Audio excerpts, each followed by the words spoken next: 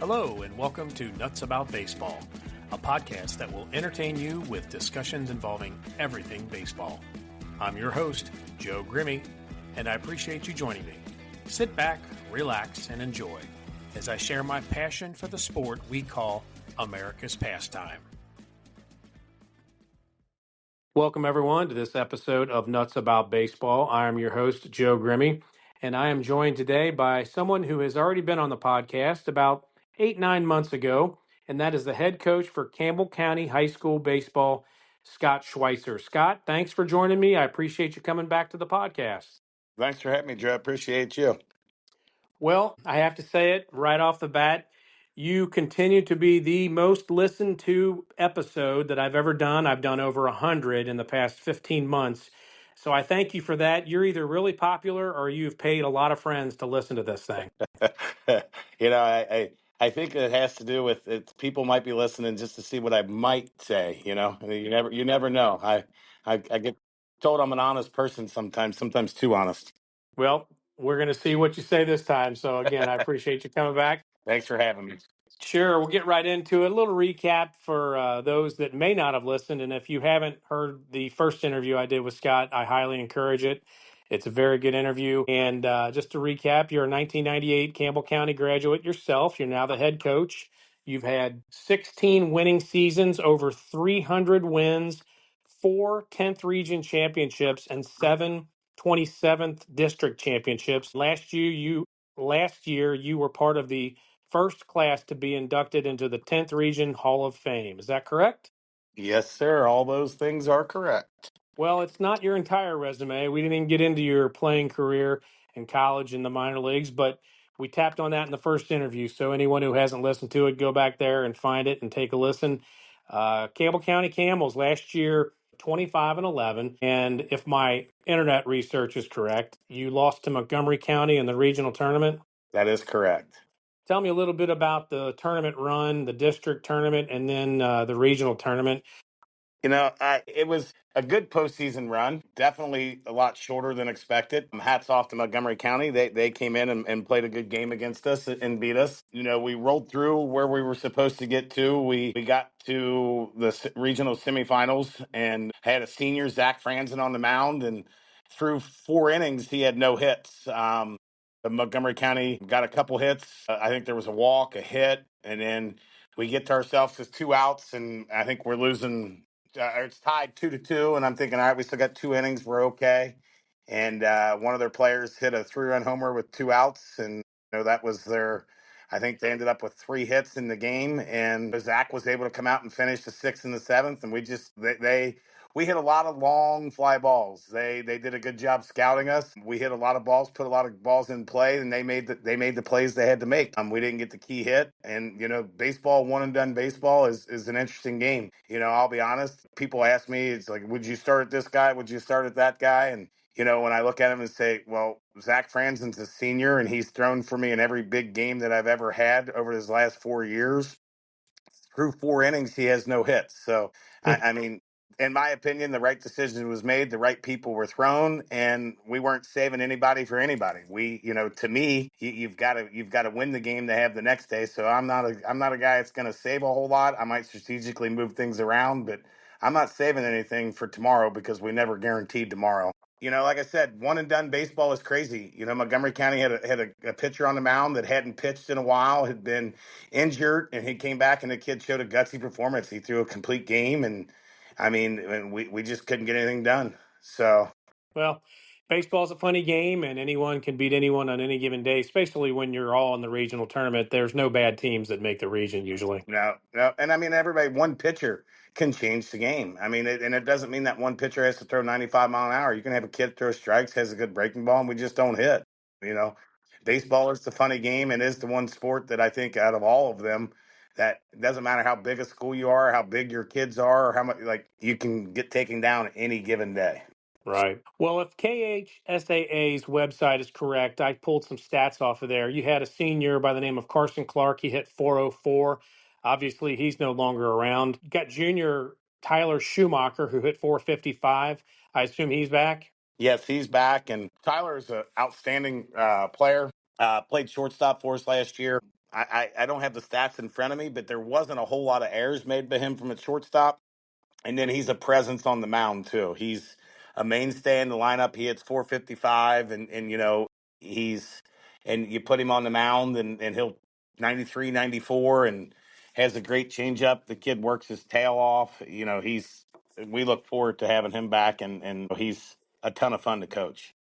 On the mound, according to my stats, he had 47 innings, collected 6 wins, and a minuscule 1.05 ERA. Does that sound accurate? Yeah, and I think as he matured and grew into understanding the mental part of pitching and not getting so high with his emotions, early on he was fourth and fifth inning, he was running out of gas because he, an emotional guy and was living on emotions. And as he learned to control his heart rate a little bit, as I like to call it, and go, it was things came much easier for him, and that's when his numbers really took off and his strikeouts were high. He had a game, I think it was against South Laurel. We played on a weekend, and I think the game was about an hour and 10 minutes. Their pitcher was pretty good. I think he had 14 or 15 strikeouts, and we won 2 or 3 to nothing. And it was just like he was in complete control the whole game. I think he ended up with like 102 pitches with 15 strikeouts, which is that's a low pitch count when you figure 15 strikeouts, because you got to throw everybody at least 3 pitches to get a strikeout. So it was impressive to say the least. And it was just kind of like as he just continues to work and grow, he continues to get better.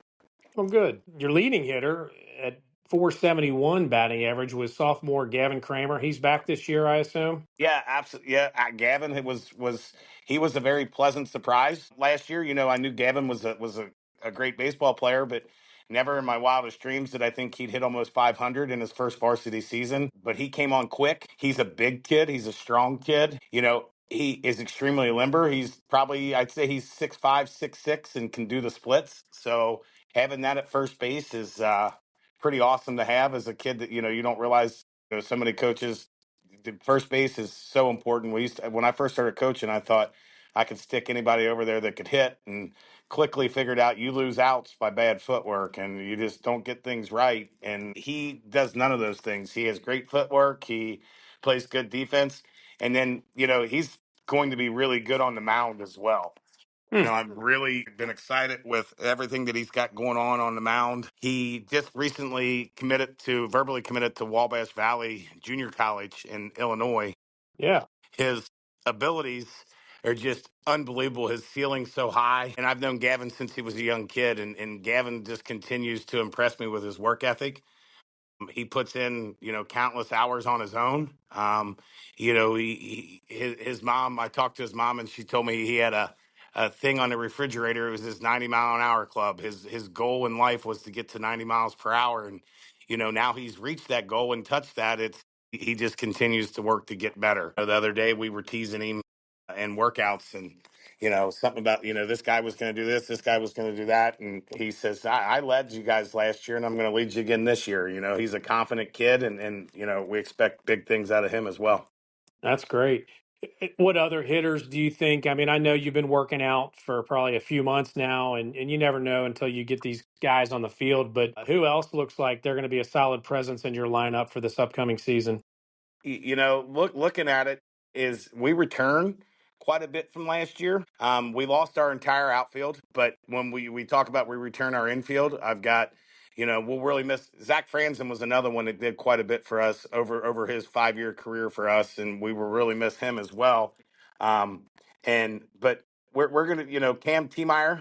He's a senior. He's a catcher. He's been a varsity starter for 3 years, 2 years as a catcher, and I expect him to step up and be in the middle of the lineup. He recently committed to Morehead State. So, he's a kid that knows what it takes, and he's hungry to continue to improve and get better. So I look for him.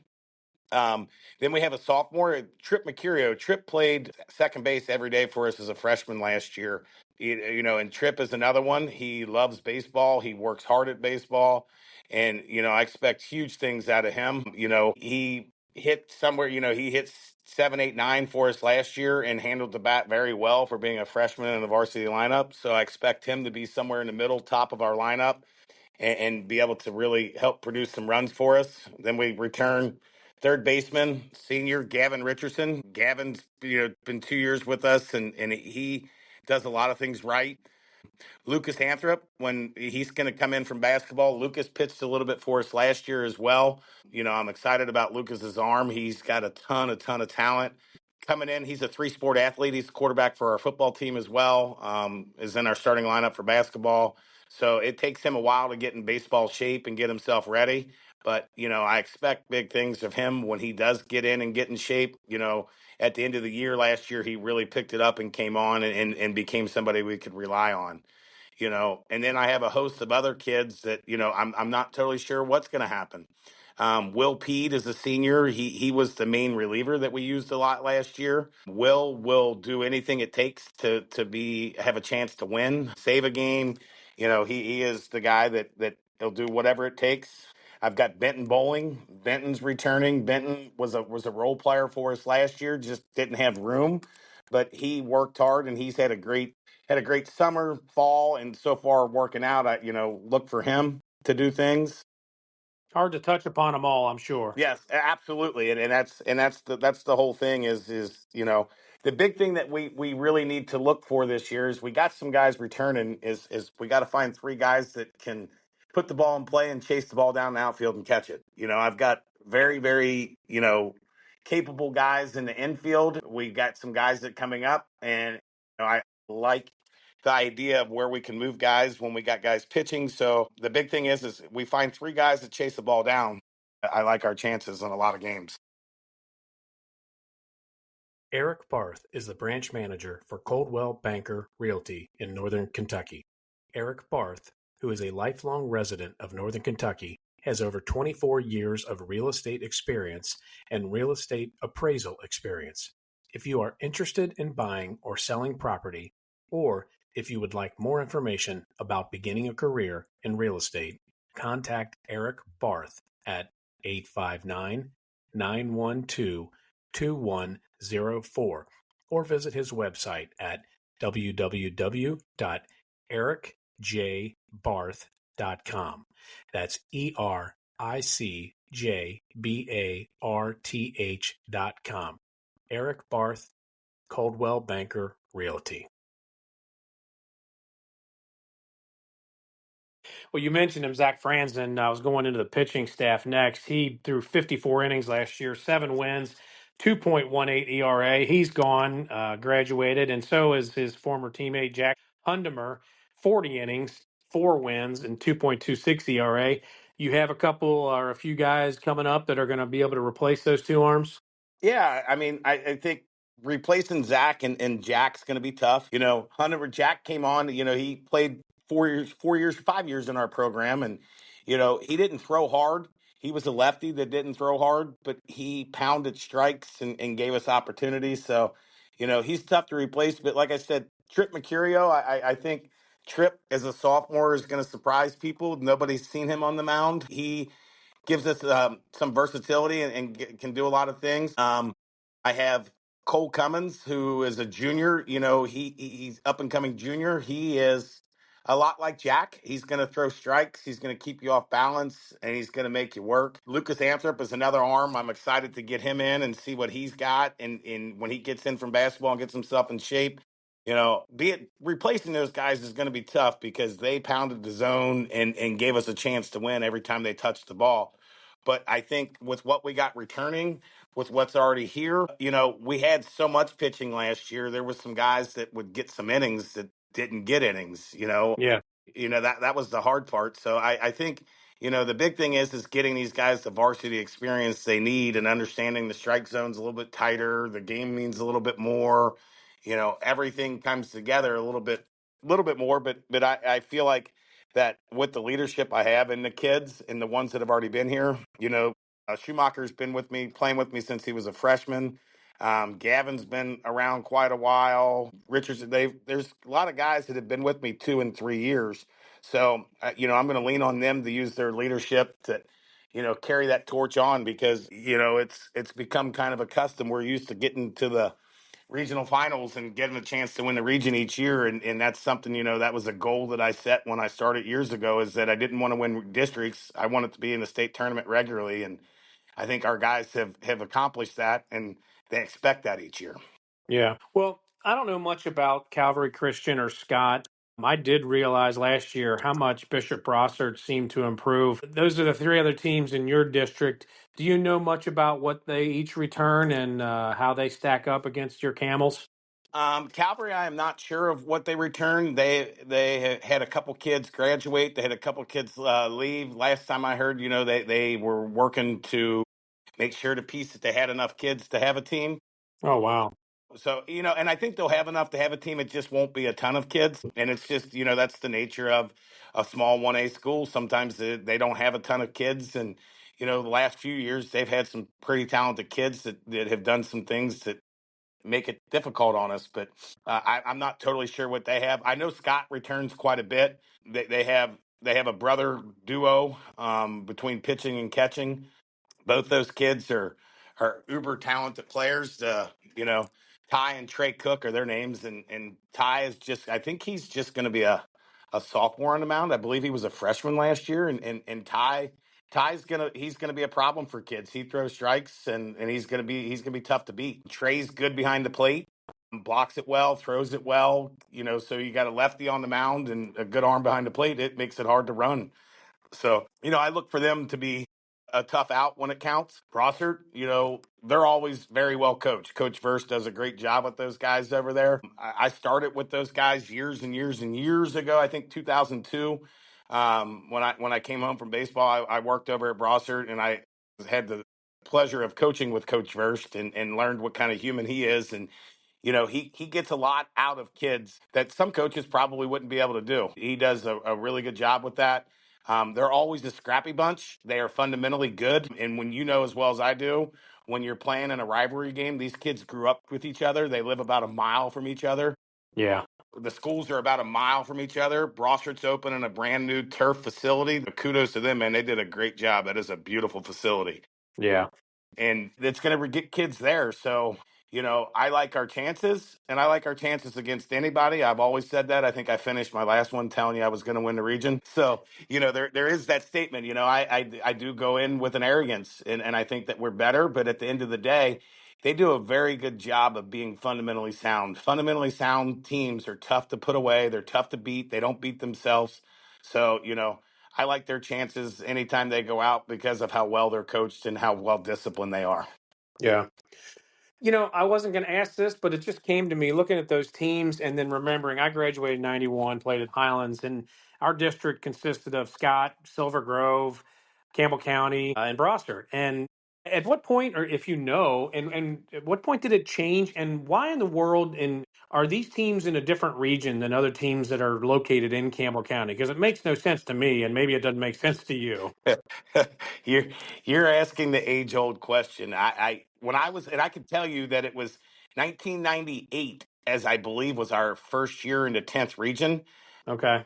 There was the redistricting, and the only reason I can tell you that is because I was a senior in 1998, and we played in the 10th region tournament. I remember as a sophomore facing Eric Glacier with Highlands, and Eric threw a one hitter. I got a hit off of him, and our pitcher threw a one hitter. Eric hit a solo home run in the first inning, and we lost 1-0 in less than an hour. So, you know, and at the end of the day, I have no idea why they did redistrict. I have no idea why and Campbell County, we look at, Campbell County's in the 10th. We got Brossart and and Campbell in the 10th, and then you look and you got Highlands and all these in the ninth. But what gets even crazier, you want to look at Kenton County. You got Dixie in the ninth, Simon Kenton in the eighth, and Scott in the 10th, and they're all about a 5-minute, 10-minute drive from each other. If you really get down to it, it doesn't make much sense. And I think that's what happens when we're in the area that we're in. There is so many schools. Like when I leave Northern Kentucky and I drive an hour south, these schools are driving an hour, 45 minutes, everywhere to go play every day because they have to. There's not schools right next door to them like there is around here. So, I Yeah. guess when you have so many, you have to disperse them somewhere. And I guess we're the farthest south or the farthest, like, so geographically, I guess that's why they do it, but I couldn't give you a true answer. And there's been a lot of rumors that it's all going to be redistrict again, that, everybody in the Campbell County is going to be in the 10th region. Everybody in Kenton County is going to be in the ninth region. But no one knows. Huh. I don't think anybody actually in the KHSA knows. That's something they got to talk about and vote and go through. So, Yeah. Well, that's great. It's a good summary of kind of where you came from last year and what you're looking at this year. You're a guy that I know will enjoy this. I hope I'm right. I've never really done it with too many people, but we're going to have a little fun and talk about some prospective scenarios, and then I want you to be able to tell me your answers as far as players and coaches are concerned. I know you have no idea where I'm about to go with this because I didn't warn you. Okay. I'm ready for it. All right. You are setting up a comedy show, and you have to choose three of your players that are going to be the three comedians that take the stage. Who are they and why? Okay.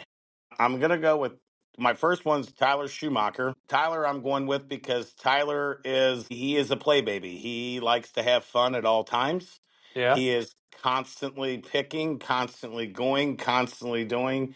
So I have to go with him. Okay. Another one I'm going to pick, and this one will make guys so surprised, guys, is Will Peed. Will is my quiet guy who says very little, but he's the stoic one that would stand up there and give you the one liners that you just laugh hysterically because he hammers you with those. And then I would say, who would I go with my third one? My third one would probably be Let's go with Gavin Richardson. Gavin is a senior for me, and Gavin, I think, he has a great sense of humor. You can cut up with him at all times, and he's not sensitive. I always say he's got thick skin. He has two older brothers that have gone through, and he laughs about a lot of things. So he is a guy that could stand up and be a good sport and get through a comedy show and do it well. So those are the three guys that I would pick, I think. Okay. Let's say you are taking a 15-hour road trip and you can only take one other person from your coaching staff with you. Who would it be and why? Oh, there's each one of my coaches. I've had a lot of coaches over the years, and I always say that our most successful, best years are when you have a good coach's office, having those support guys. 15-hour road trip, I'd have to take Dave Shepard with me. Dave's been with me since the beginning. Dave has been a lot of roller coasters with me, taught me a lot. Taught me a lot about coaching, taught me a lot about life, taught me a lot about how to be a good human. I think those 15 hours would be going over, I hope he's learned just a little bit from me. I know I've learned a lot from him of how to run a business and how to treat it like a business and how to make it go and make it smooth and make it run. But he also, he's that I call him, he's the dad of the staff. He's always, hey, what's dad doing? What's dad doing? Because he is that solid guy for me. So I definitely have to pick Dave Shepard. If I wanted to laugh and look at the guy and shake my head the whole time, I'd take Eric Clark, but I wouldn't take Eric Clark because I think I'd be dumber by the time I got there. That's a great answer.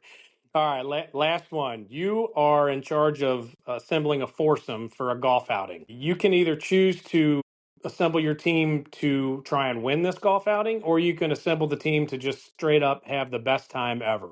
Who are the other three that you're going to pick to join you, whether it's a coach or a player? We golf together regularly, and I'm gonna pick the best time. Golf is one of those things that I don't get to do it enough. So when I do golf, I have fun, but golf outings are one of my favorite things to do. I'm definitely taking Andrew Perrin. Andrew played for me. He came into my life when he was 13 years old. He also golfed in high school, but he's a ton of fun to be around. His cynicalism, I'm taking him because one, he's a good golfer. Two, he's a good time. I'm gonna take the next one. I'll take with me is I'm gonna take Timmy Price with me. Timmy coaches with me as well. He's always a good time. He's Hmm. the guy that's got the boom box. He's got the party favors. He's got it all. He's the guy that shows up. He's got the boombox, the food, the cooler.